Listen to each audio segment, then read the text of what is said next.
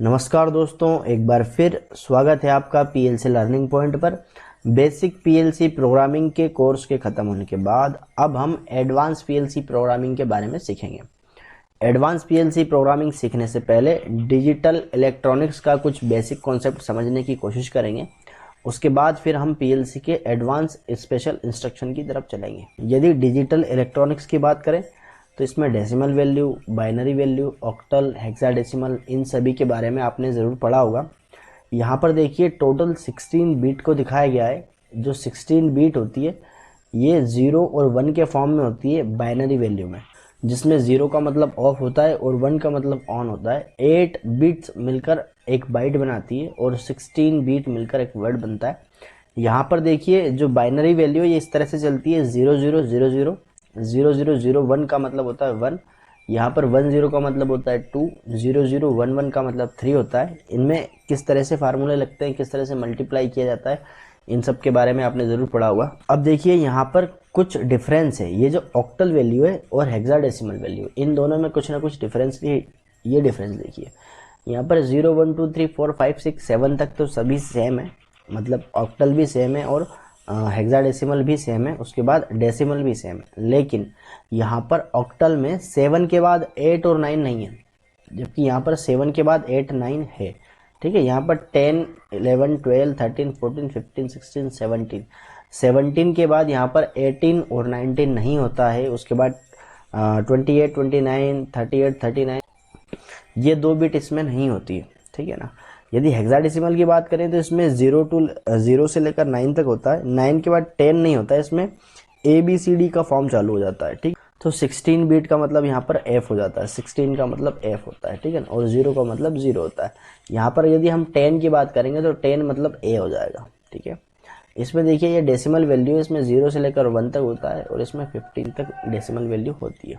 अब देखिए यहाँ पर एक नोटिस करने वाली बात यह है कि जो ऑक्टल वैल्यू होती है उस ऑक्टल वैल्यू में 7 के बाद 8 और 9 नहीं होता है। अब यहाँ पर बाइनरी वैल्यू को और भी ज़्यादा डिटेल में समझाया गया है। देखिए जो बिट होती है, बिट हमारी B0 से लेकर B31 तक है।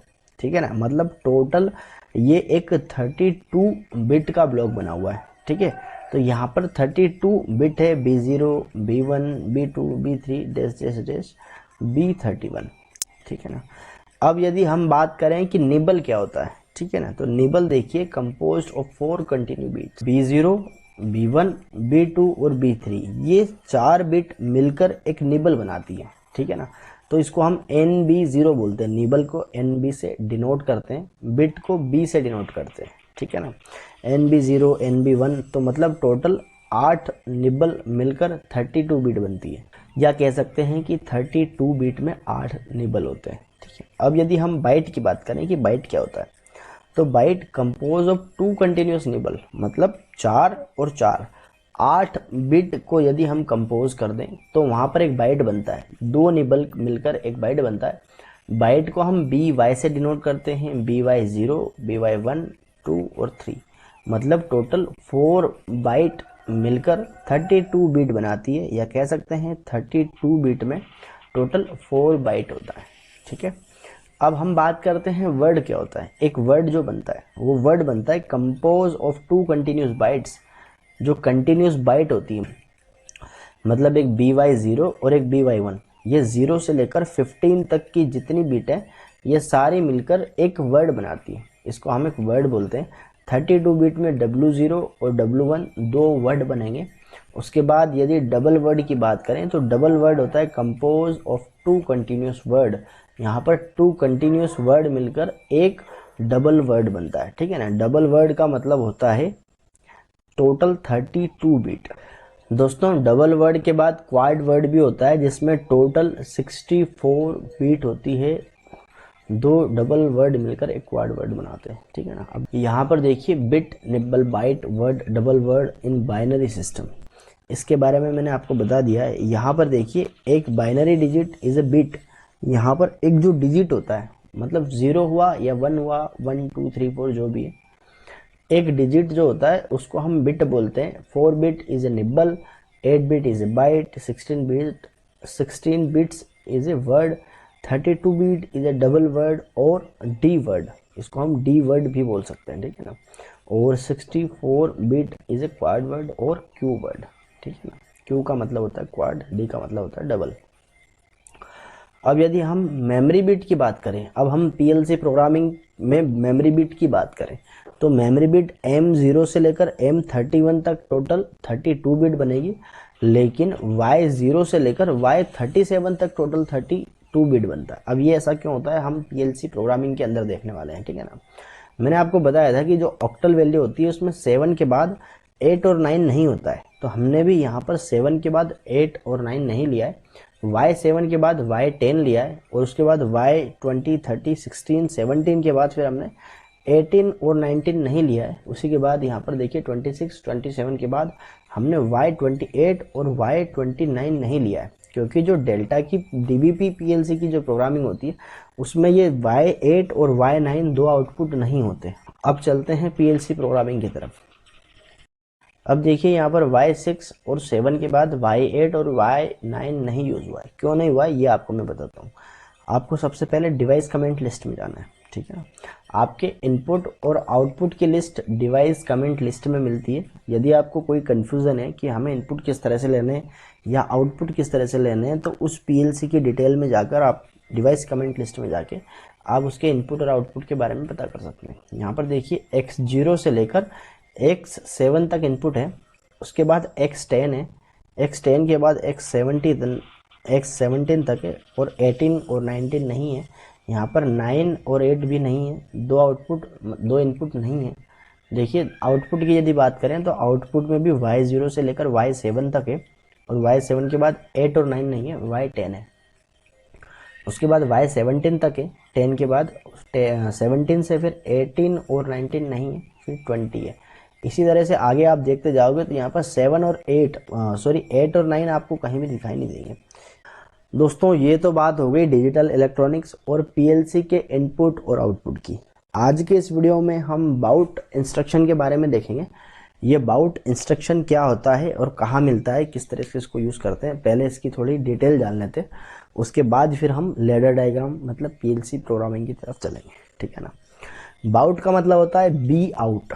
हम जनरली जो बेसिक PLC प्रोग्रामिंग में आउटपुट यूज़ करते हैं उसमें हम लिखते हैं आउट Y0, आउट M0, मतलब वो एक सिंगल आउटपुट होता है जो कि किसी इंडिकेटर या सोलेनॉइड वाल्व को ऑन करता है, ठीक है ना। लेकिन ये बाउट इंस्ट्रक्शन क्या होता है इसके बारे में मैं आपको थोड़ी डिटेल बताता हूँ। देखिए सबसे पहले आपको ये बाउट इंस्ट्रक्शन यहाँ भी मिल जाता है और एक बार यहाँ भी मिलता है। आपको सबसे पहले हेल्प में जाना है।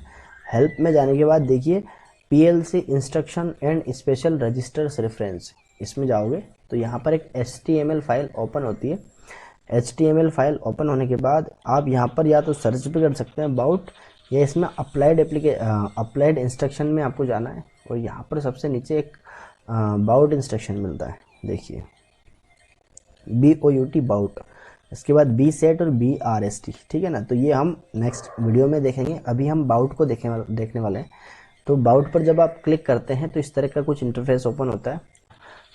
Output specified bit of a word, ठीक है ना। यहाँ पर बाउट का मतलब होता है ये एक तरह से स्पेसिफाइड बीट होती है, ये हमें किसी स्पेसिफिक बीट को ऑन कराना है तो वहाँ पर हम बाउट इंस्ट्रक्शन यूज़ कर सकते हैं।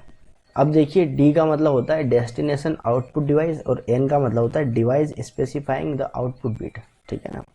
यहाँ पर यदि D में हम बात करें तो K यूज़ करना पड़ेगा हमें, K1, K2, KN लिखा है ना। N का मतलब होता है वैल्यू। यहाँ पर हम इसमें एक मेमोरी बिट भी यूज़ कर सकते हैं, देखिए, और टाइमर, काउंटर, डाटा रजिस्टर भी हम इसमें यूज़ कर सकते हैं। उसके बाद यदि N की बात करें तो N एक तरह से डेसिमल वैल्यू होती है। अब देख लेते हैं ये बाउट इंस्ट्रक्शन यूज़ कैसे करना है, ठीक है ना। तो इसको सबसे पहले मैं एक बार मिनिमाइज़ कर देता हूँ। अब यहाँ पर देखिए API आपको मिलता है फोल्डर। इस API के अंदर आपको इनपुट और आउटपुट की इंस्ट्रक्शन की लिस्ट मिलेगी, ठीक है ना। इसको एक बार, ठीक है। यहाँ पर देखिए बेसिक इंस्ट्रक्शन। PLC प्रोग्रामिंग के अंदर बहुत सारे इंस्ट्रक्शंस होते हैं, लेकिन हम कुछ बेसिक इंस्ट्रक्शन यहाँ पर अभी यूज़ करने वाले हैं। तो देखिए PLS हमने यूज़ कर लिया है। PLS एक तरह से राइजिंग पल्स होती है। PLF भी हमने यूज़ कर लिया है, एक तरह से फॉलिंग पल्स होती है। काउंटर CNT काउंटर यूज़ करा है। DCNT 32 बीट के लिए यूज़ होता है, इसका भी हम किसी वीडियो में देखेंगे। टाइमर हमने यूज़ कर लिया है। उसके बाद ये बी सेट और DB सेट भी हम यूज़ करने वाले हैं। उसके बाद ये बाउट, डी बाउट, MCR को भी हम यूज़ करेंगे। STL और RET को भी यूज़ करेंगे। STL एक तरह से स्टेप लैडर प्रोग्रामिंग होती है, तो इनके बारे में भी हम देखने वाले हैं नेक्स्ट वीडियोज़ में।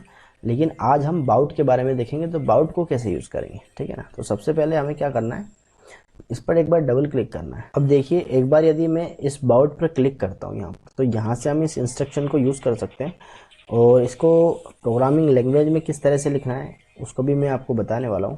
तो देखिए, ये होता है बाउट इंस्ट्रक्शन। ये बाउट इंस्ट्रक्शन एक तरह से आउटपुट है, तो इसके लिए सबसे पहले हमें एक इनपुट लेना पड़ेगा। इनपुट के बाद हमें आउटपुट ऑन कराना पड़ता है, ठीक है ना। तो इनपुट मान लिया जाए मैं x0 ले लेता हूँ, तो लिखना है LD x0, उसके बाद बाउट, BOUT बाउट। यहाँ पर हम यूज़ करने वाले हैं K1, K2, K3, K4 से लेकर K15 तक हम कुछ भी यूज़ कर सकते हैं।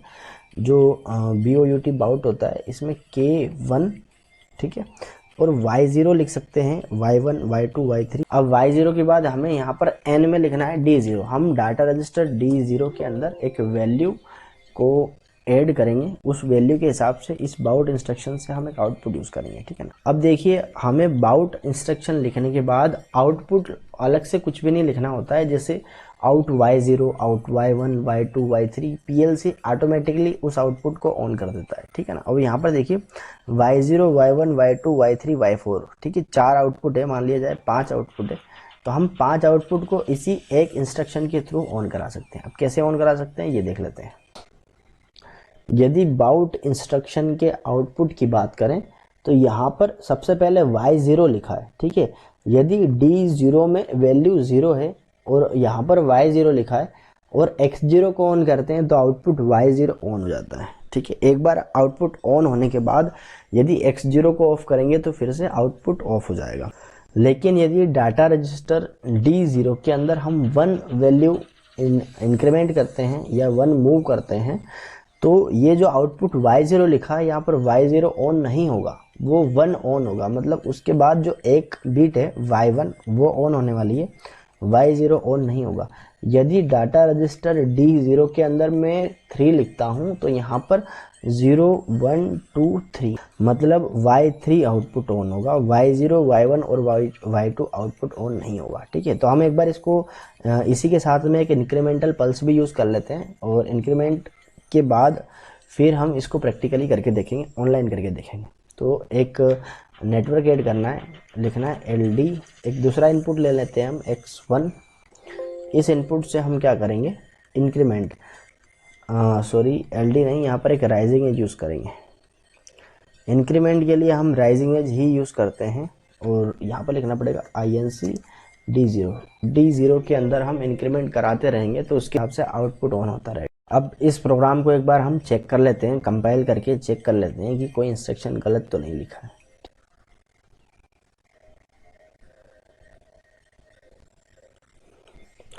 अब Y0, Y1, Y2, Y3 हमने यहाँ पर कोई भी आउटपुट ऑन नहीं किया है, मतलब आउटपुट के लिए कोई इंस्ट्रक्शन नहीं लिखा है। तो आउटपुट ऑन हो रहा है या नहीं हो रहा है ये हमें कैसे पता चलेगा, तो उसके लिए हम क्या करेंगे, एक मॉनिटर टेबल यूज़ करेंगे, ठीक है ना। यहाँ पर लिखना है, यहाँ से हमें एक मॉनिटर टेबल क्रिएट करनी है, और सबसे पहले इस पर हम लिखेंगे Y0, ठीक है। उसके बाद Y1, Y2, Y3, Y4, Y5, Y6, Y7, ठीक है ना। यहाँ से इसको सेट कर देता हूँ एक बार। देखिए, यदि मैं X0 को एक बार ऑन करता हूँ, X0 को ऑन करता हूँ, तो Y0 ऑन हो जाता है, ठीक है ना। ये हमने यहाँ पर इंस्ट्रक्शन लिखने की ज़रूरत नहीं होती है। इस इंस्ट्रक्शन का यही फ़ायदा होता है कि हमने अलग से इंस्ट्रक्शन नहीं लिखना होता है कि X0 को ऑन करें तो आउट Y0, ऐसा कुछ भी नहीं लिखना होता है। ये बाउट इंस्ट्रक्शन के थ्रू ऑटोमेटिकली आउटपुट ऑन हो जाता है, ठीक है। अब यदि इसे एक बार ऑफ करता हूँ तो ये ऑफ हो जाएगा। अब देखिए, D0 में 0 है, यदि X1 के थ्रू एक बार D0 में इंक्रीमेंट करता हूँ, तो यहाँ पर D0 में 1 मूव होता है, और यदि अब मैं X0 को ऑन करूँगा, तो अब Y0 की बजाय यहाँ पर Y1 ऑन होगा, ठीक है ना। y1 ऑन होने के बाद देखिए यदि फिर से मैं एक बार इसे ऑफ कर देता हूँ, x0 को ऑफ करूँगा तो y0 और y1 दोनों ऑफ ही रहेंगे। अब देखिए यदि फिर से इंक्रीमेंट करता हूँ, एक बार फिर से यदि इंक्रीमेंट करता हूँ तो D0 में टोटल 2, D0 की वैल्यू 2 रहती है और 2 रहने के बाद यहाँ पर y2 ऑन होता है। उसी तरह से यदि उसी को ऑन रखता हूँ, इसको एक बार ऑफ किया फिर एक बार ऑन करता हूँ तो ये ऑन है, दूसरा भी ऑन हो जाएगा, मतलब y3 भी ऑन हो जाएगा। ठीक है, अब यहाँ पर हमने प्रोग्रामिंग में इसके बारे में कुछ भी नहीं लिखा है, लेकिन वो ऑटोमेटिकली उस बिट को ऑन कर देता है, मतलब उस आउटपुट को ऑन कर देता है। ठीक है, सो दोस्तों आज के लिए बस इतना ही, मिलते हैं नेक्स्ट वीडियो में।